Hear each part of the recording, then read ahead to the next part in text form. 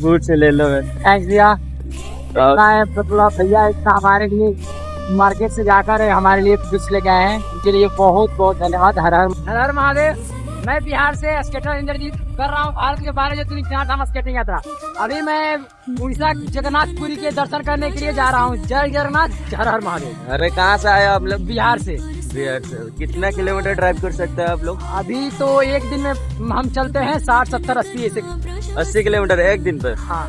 अच्छा, कितना दिन है अभी घर में निकला है आप लोग? आज 17 दिन हो गए, अकेले निकले हुए हैं। अभी जगन्नाथ के पास जा रहा हूँ। जगन्नाथ बाबा के दर्शन करने जा रहे हैं। अच्छा ठीक है।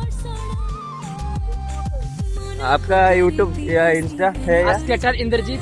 अच्छा तो बहुत मेरा बढ़िया आईडी भाई। पीछे लगा हुआ है। भाई ये तो कहते भेज खाई वाली रेस्टोरेंट, हमारे एटी तो रेस्टोरेंट भेज नहीं है ना, इसलिए मैंने उनके लिए ले आऊँ फ्रूट्स। भाई फ्रूट से ले लो। थैंक्स भैया। इतना है मतलब भैया, इतना हमारे लिए मार्केट से जाकर हमारे लिए फ्रूट्स लेके आए हैं, उनके लिए बहुत बहुत धन्यवाद। हर हर महादेव, जय श्री राम।